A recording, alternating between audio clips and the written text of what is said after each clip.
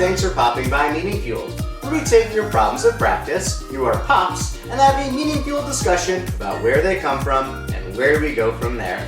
We are 4 longtime educators bringing our diverse experiences to the table. We're harnessing all the energy of popping into your teacher bestie's classroom and bringing it straight to your ears. Let's get poppin' with today's problem of practice. Gloves flying everywhere, screams bouncing off the walls, water trickling across the floor, footsteps pounding. It sounds like Grand Central Station, but in reality, it's the soundtrack to today's math lesson, because that is what is happening in the hallway outside your room. Mm-hmm. So, We've had that soundtrack before. yes, so what's our experience with this, and why is this not getting better? Because at least in my experience, these hallway things that go on and hallway etiquette, they're not going anywhere, they're not getting any better. In fact, they might be getting worse. Yes. Yeah. Now, I think you can debate this, but I think I win the trophy for this. Okay. Because my 3rd grade classroom was located at the absolute worst spot ever. And by that I mean, it was at the end of sort of the central artery of the school. All right, so like the 3rd grade hallway was like the central, hall that everything had to pass through. And then I was kind of like, there was a little break in the hall, and at that break was the door out to the playground. And then there was my classroom. On the other side. Yeah, on the other side of that like little hallway break.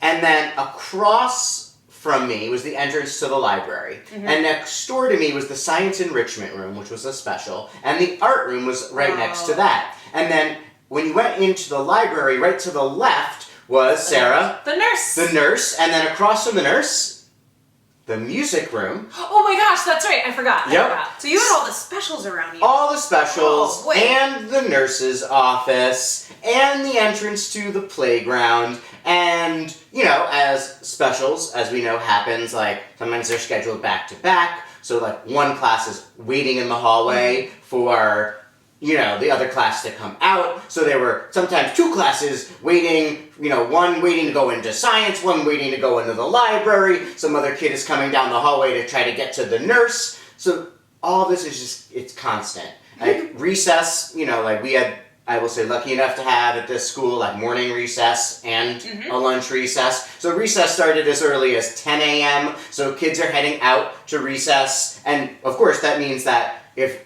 one side of my room is this hallway, the other side is the playground. So out my windows is the swings. You can literally touch them. Oh my so, God. like, it's the absolute most distracting environment. I had to, like, turn it into Fort Knox and, like, keep the blinds shut and always be, like, slamming the door shut.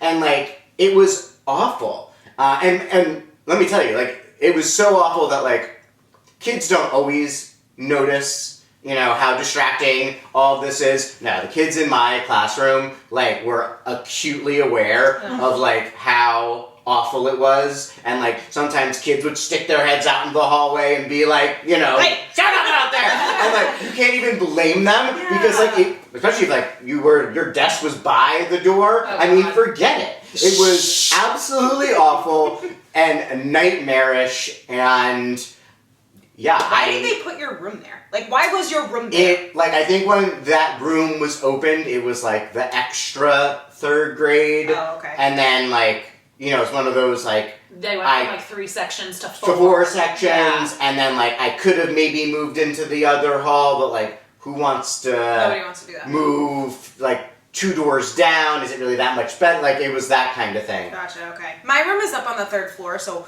we don't have a lot of foot traffic, like, going places, because, like, 2nd grade, like, goes down is our, like, little wing, if you will, and then we have a staircase, and on the way other side of the hallway, 3rd grade goes down the other staircase, so we don't have a lot of foot room, but, foot traffic, but we keep our coats and our backpacks and all their gear and stuff out in the hallway, which is really hard when you've got classrooms like directly next to you or directly across from you. It gets very, very loud, and then it's loud and distracting, but then you end up being the one that's kind of having to tell the other classrooms, like, hey, you're being loud, you need to stop being, we're teaching, I'm teaching in here, you are being loud, you need to be quiet, knock it off, whatever. and then it's taking your time away from your classroom in math or whatever you're doing with your kids. So then I'm monitoring the kids out in the hallway. I'm trying to monitor and teach my math lesson, and then it just gets to be a huge distraction. It takes like 5 minutes away from what I'm doing in the day. Fair. So I actually didn't have a full hallway, so I was a little lucky. We had like hubs. You were. We had we had hubs breakout space, so like that was the common space. So like if kids had to learn or go somewhere else, like you could send groups out, and like each classroom could send groups to the breakout space. So just to be clear for people who don't have this, I'm going to call it a luxury. It was like off of the breakout space itself was off of the hallway. Yeah. And your classrooms were connected just to the breakout space, not to the hallway itself. Right. Fair? And in fact, like, the building was designed in such a way to, like, minimize the existence of hallways. Yeah, I was going to say that altogether. To be honest, Which is a delight. I understand Yes. this is a new school, but I'm going to be real.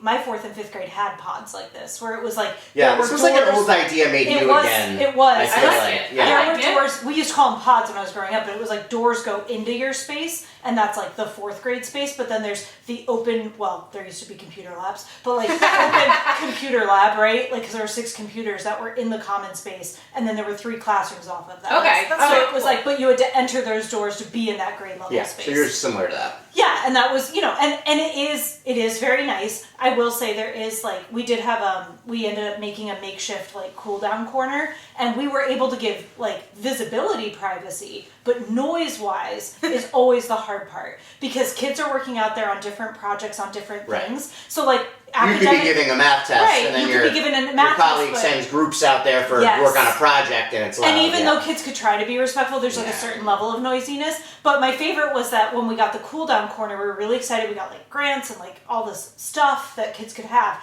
But there's a giant like floof beanbag thing, right? So kids are sitting there. Great tactic. They had great strategies. They had things on the wall. Except for I had one kid who would sing to calm himself down. It was like, beat it! It was like Michael Jackson. And I was like, hi, what? To be fair, he also sang in the bathroom. So like, there was just stereo Michael Jackson everywhere. He was just performing. Which was lovely. He was a great performer. But talk about distraction. My kids were like, he's singing again. Michael Jackson's coming out. And some kids like knew the words. Then they're like singing along. They're like, oh God. Like, and now it's like, no, my colleagues are mad. Yeah, and like that's what I was about to say. Like, it's not just impacting one classroom now. It's impacting 3. Yeah. Yeah, so I think that's really hard. And then it was tough because, like you said, if people sent groups out, or like, there's always the quintessential though, like right now in our hallways, like when one class transitions early, so like you're trying to make it through the end of the lesson, and you're like, I got 2 minutes left to utilize, and then they're sending early, and they're like, go pack up! They're go pack up, and all the kids in the hall are like, blah, blah, blah, you've lost it. You've lost those last 2 minutes. They're gone. They're never coming back. Like, it's super hard. What I find most frustrating is that, like, I think the one good thing about the standardized state testing times is that, like, we changed the rules. We changed the rules. We're a lot harsher about hallway etiquette and noise. Does anyone else have the cones? Cones. Say more things. Okay, several schools I've worked in. One had cones. Like traffic cones? Traffic cones. One had like like wet floor signs, except they say like quiet, right? But it was like a physical reminders in the hallway that like you need to be quiet. We have like easels. Yeah, you roll the easel out and write it on the whiteboard. But like we got the MCAS cones. Look, we're able to change the rules for this and be stricter, harsher, whatever word you want to use, and it works. For state testing, which that's a larger conversation about like the validity, and the value that you are placing on it, though. But like, we can't just do this on a regular day. This can't just be like the norm. Because let's be real, when there's state testing going on in the building, it is so quiet in the hallways, and the kids can do it. Yep. They can do it. Right. But then as soon as they it's can done, manage to make it from your room to the art room without talking. And it's not some draconian like thing that we're like imposing on them that kids can't talk. It is a 30-second walk. Right. I mean, really, right? Like that's the thing that I think drives me the most nuts is that like when this like will inevitably come up at like a faculty meeting when like, you know, we're trying to make the hallways better or whatever, and like there's always like this group of teachers that talks about, you know, well, we're not this militant, you know, type school, kids are kids, you wouldn't walk somewhere silently, and you're like, I don't know, like, is asking someone to be silent for a minute really the worst thing the you could be worst doing to these thing kids? like So that other classrooms who are working right, there's like and like there's a reason learn, behind this, right. and it's not just for state testing. Just it in should general. be right for always because learning is happening every day. Right. So I guess it poses the question: why is this not getting better? That is a great question, and I think it largely comes to the colleagues who feel that it's just okay. Like, it doesn't really impact them, you know, and I felt this in that room that, like, no one else was living at Grand Central Station, and, you know, down in the first grade wing, because they were kind of the farthest away, you know, no one ever walked by their rooms, and, you know, they were just like, some of them walked down the hall, the kids all a mess, you know, full on chatting, conversations, tripping each other, whatever. Teachers just like, la la la la la, standing at the front of the line, and like literally no care in the world about it. And if you ever said anything, it was like, oh, they're kids, right? It was that argument that, you know, it's their transition time. It's not a time to be, Right. you know, like strict on them. It's the time that they give them to like break from the rules. Right. Right. And I also see colleagues breaking this themselves all the time. Like you said, it is true. And Yeah. I've definitely been guilty of it before. But like you realize it, you're like, oh, we're like actually talking really loud as we walk down the hall. 'Cause Yeah. Again, Yes. time Yeah. is of the essence. You're like, I need to get this conversation out as we walk to the bathroom or walk somewhere else. But like, it is talking and it is affecting those even closed door rooms because it's not sound Depending on your so volume, for right, sure. Like, So I think, I mean, I'm going to speak for myself. There are some times when things have to give because there's so much on our plate. And there's only so many times. And I'm a stickler about the hallway. I am out in the hallway when they're packing up and I'm like, you need to be quiet and be respectful and all that. There are only so many times that I can say, please be quiet, please be respectful to everyone. And then they're just not, and I get exhausted, and then I have to pick my battles, and Right. like that happens, and I want to call it what it is because that happens to most people.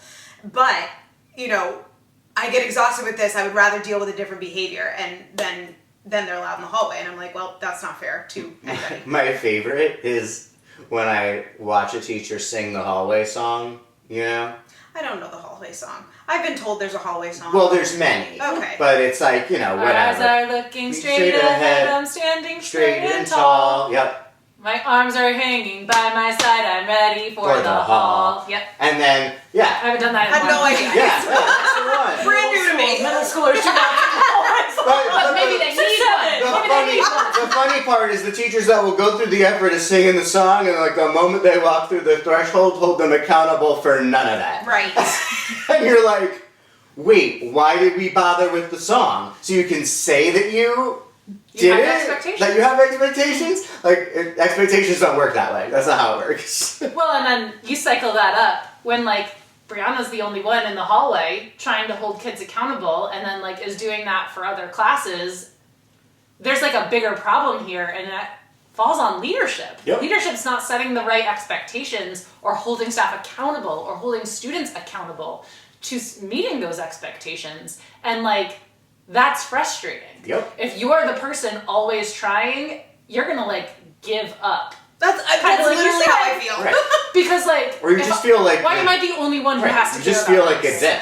Right. Yeah. Like, I mean, I No, felt like a absolutely. dick Right. all the time in that room, poking my head out into the Yes. hall, saying to please be quiet. Excuse me. You know, some teachers would apologize, others would roll their eyes at me. Right. Like, because there wasn't a building-wide expectation that was held that, like, we should have quiet, calm hallways. Right. Right. Mhm. And I think honestly though, the really hard part is you're not set up for success in that space. Heck no. Leadership can do as much as they want, but like that particular classroom, like when there are so many other factors and like there's not enough space in school. It's not like leadership could be like, hey Joe, you want to move rooms to like somewhere maybe better or like use that space for something else.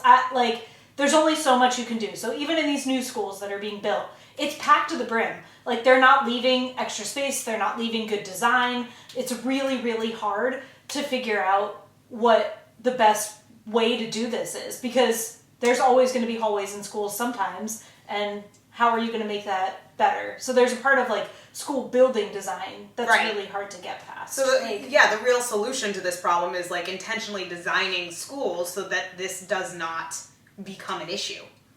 So what kind of designs, I guess, what works and what doesn't, I guess.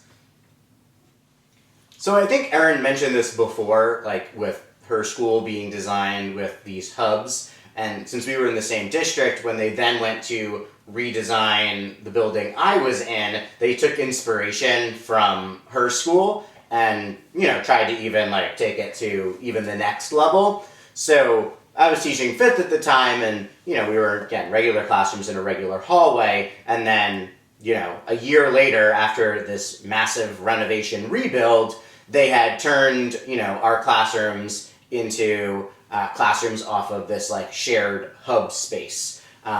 And the hallway existed on the other side of the wall, from the hub. And so when you entered into, like, 5th grade, it was like, we called it like an airport terminal, right? Like you almost didn't know the rest of the world existed, right? Because that's kind of like how it is when you're at an airport, right? Yep.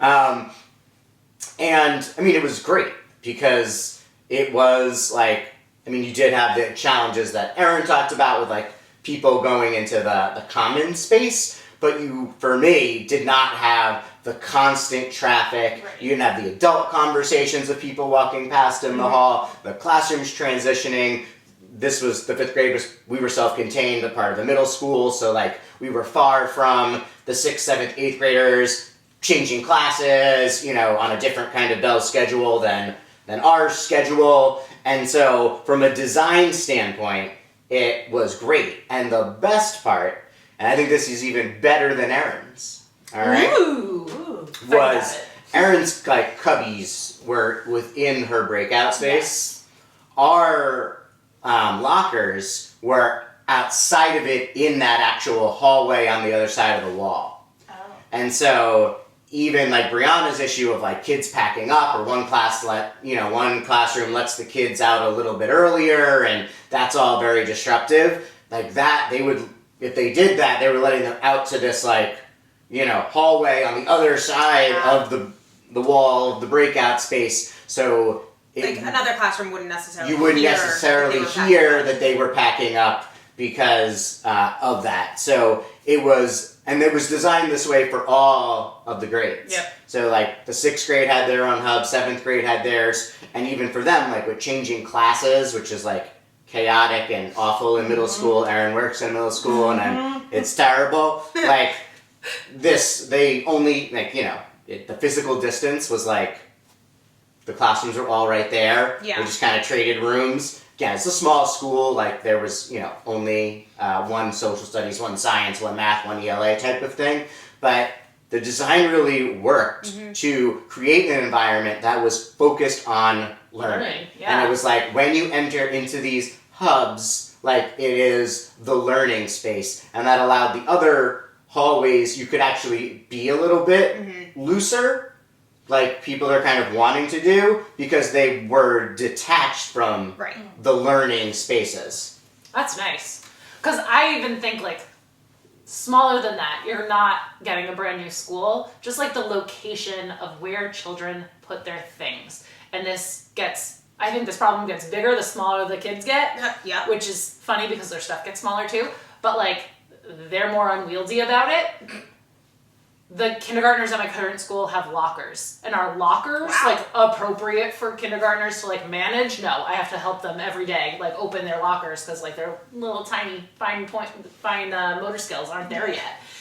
And like the hooks are too high, so they can't hang up their backpacks. And it's But like, it used to be a different, like, was it a... So, yeah, now it's no, always the no, K-wing no, or no. something? It was always elementary. Interesting. Okay. Yep. But then like cubbies are like too messy, small for like the bigger Stuff kids falls and out their all the time. backpacks. Right. Yeah. Stuff falls out. The school Brianna and I taught at, like, we just had hooks. In the hallway. So like things were just on the ground, and then it's winter. We live in New England. There's jackets and boots and snow pants and like That's a hats and gloves and it's just like a mess, which clogs the hallway, which gives the people less space to travel in a hallway, which just adds to the chaos of a hallway. But then, like, you put those in the classroom, better for containment reasons. Yup. But then your But, like, classroom's a mess. then your classroom's kind of a mess, and there's stuff everywhere. Like, And it eats up valuable real estate. Yes. Yes. oh my god, yes. Yeah, like, in my previous district, they were in the classroom, but, like, it took up, you know, It took up a lot of space. room. In my room currently right now, where the like benches are, there were hooks above that, and they were like tucked underneath so you could put like shoes underneath. But that's where kids sit, and I keep my games, and like we have Right. stuff hung There's on not those enough now. space Like for it's that. space, yeah. Yeah, I think it's really being mindful of the space. I mean, I think that I'm going to speak from, again, the middle school transitions are brutal and rough. And I will say that, like, we're in a new building, so designs there are so many classrooms and so many kids, it's like impossible not to have hallways. Like if the 5th grade hub was that, it's gigantic. There's so many 5th grade classrooms. It'd be like a huge circle, like it's insane. I don't think you could design the building that way. However, they were a little more mindful this year about rearranging, like some people had to move naturally. So they did rearrange like where the specials classrooms are and tried to make them more like centralized near like the elevators, because there's 4 floors, so like yes, there's an elevator, but like they tried to make like the library and the woodworking and like the languages and all that, like they, instead of making the classrooms near those, they made like the specials near that. So when the kids transition from the stairwell, they're like the first rooms you hit, so they're not walking through classrooms, which this came from teachers, because teachers are upset about all the hallway etiquette or lack thereof, and they were like, you know what, if we actually think about this and like rearrange, maybe this is our opportunity. Now, the hard part is it doesn't work on every floor. We actually have 2 cafeterias, so they built doors. Your school's so big! It's gigantic. But they built doors that you now, at like on lunch duty, as a person on lunch duty every day, you have to close the doors to the hallway to try to prevent the cafeteria. Oh, and how does that Or work? just like There's leaking. 300 kids that are all going up one staircase at the same time. So like the noise from that into a hall, doors only do so much. Like they really can't prevent. But like having them is better than nothing. But having them is Right. better than nothing. So I guess what I mean is like even if you can't rearrange your building design, like try to be really mindful of what classrooms are going where, Right. and My think classroom about should the not flow have and been- transition. right. Your classroom should have never been there. Yeah. Although I will also say, even after they designed that new building, there was still the one 3rd grade class that had the literal slide was Yes. less than a foot from Laser the landing. window. And even as I toured the room, some kid on the playground was like, hey, I can see you! And I was like, oh my god, that's a nightmare. Literally and kids that knocking honestly, on the windows that from was the because playground. this is a lesson everybody out there. They did it as like a renovation / rebuild Yes. instead of like An a actual whole- new building. right. And that in the end, like there were certain things like footprints and whatnot they could not change. Right. But then like now there are It was literal no joke. classrooms The slide was with the 6 slide in inches them, from so- the window. That's Ugh. wild. after $97 million project. I was gonna say, I'm sure it was billed as like a money saving idea to do like the reno Oh yeah. rebuild instead like, of just a knock Put the down, start library there or fresh. something. Don't put a classroom there, like Yeah. where kids are trying to actively learn all the Right. time. Put something else that Right. like it's okay if kids knock on the window. So I guess there's the structure of like what would a building look like, but then there's also like a schedule structure that you could look at for like Yes. hallway etiquette, because when you really think about it, you've got transitions to and from lunch and recess. You've got transitions to and from specials. You have to have some sort of like flow that's going to work so that you do have that hallway etiquette. Bell schedules are great because everyone's transitioning at the same time. However, that that is impossible to do in elementary school. I was gonna say that's a and also middle school. We have a waterfall schedule. The bells are only at the beginning and end. Gotcha. Okay. Well, that's unhelpful. Why even have one? Right. I'm sorry. No, it's true, but like for high school, it's like every period's all in the same block. Right. For So the it's, most it's part, noisy and then it goes quiet. Right. Yes. Right. We had a bell schedule when I was in middle school too. All the blocks were the same, and Yeah. people were transitioning all at the same time.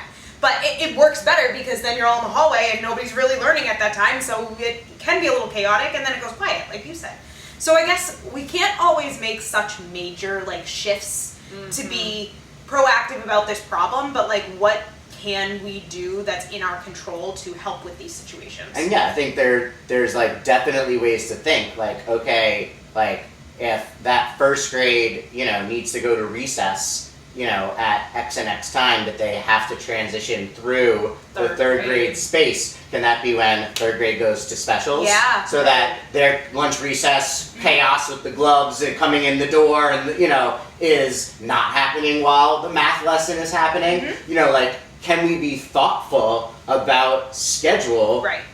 to actually think about transitions and noise as part of it? I've never heard that mentioned in the scheduling conversation. No, Great idea. and like we've previously talked about what a nightmare Yes, that's true. creating a schedule is, and like, but this should be part of the conversation.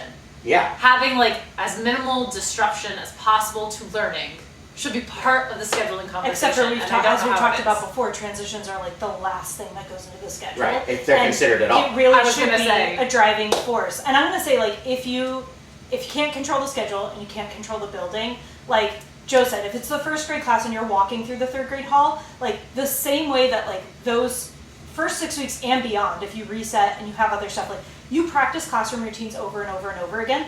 Practice hallway routines. Like we used to practice in our breakout space. Like this is what it feels like, sounds like, looks like. Like we created norms with the kids. We had them practice what it means to work in the cool down corner, what it means to work in the breakout space, what those zones should sound and feel like. So at least there was some parameter to reinforce. Right, and hold them accountable And to hold that them because you accountable. showed them what it looks like. Right, and I'm also going to say to specialists, like, I know it's super hard and you're really tight on time and you have the whole building that you see, but like, use that in your first couple sessions, practice it, practice how they should transition back And to class. go back, like don't be back afraid to to it. go back to Right. it. Oh, yeah, These are the totally. one-on-one basics that we tell teachers to do, but Right. people forget that like, just saying the reminder is not enough. Like, kids need the muscle memory to actually go through it again. I went back to it a month ago when we came back from break, and I was like, remember how we walked in the hallway at the beginning of the year? We're going to practice that again. It was Right. like, I think you have to hold yourself accountable, too, for, hallway things. Because, it happens. It happens where your class can get out of control in the hallway.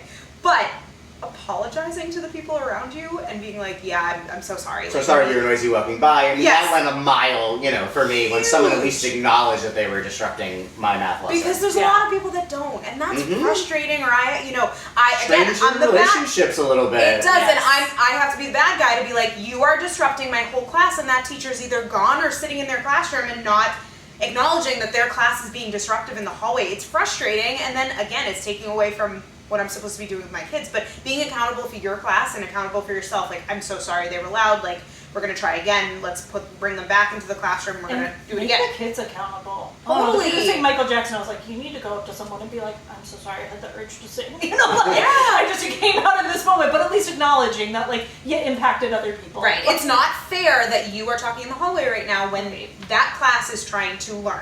Like, And like, dare I say again, leadership. Like, it has to be on everyone to make an effective change in a shared space like a hallway. So like, we need that from our leaders. We need to hold every kid, every adult responsible for their behavior in the hallway. And like, it needs to start with our leaders, because if it doesn't, it's never going to be an effective change, because every kid doesn't buy in, every adult doesn't buy in. The leaders don't care enough to say anything, and like, that's where it really needs to And I start. really like one of the schools you worked at, Joe, had like literal hallway signs. There were multiple ones in every single solitary hallway, and like, even not being in that school, you could tell like the principal had gone over it. It was definitely a school expectation. It was literally posted at every single time you changed a corner. There was the hallway etiquette sign. Well, and when you think about it, it feels, and I'm sure if there's any teachers listening to this, they're like, this is the stupidest thing. Just shush and like problem solve. It's not though. It's not that simple. You have to dedicate time and effort into making it and then holding people to it. And at the very end, we've said it, but like it comes down to respect. Yeah.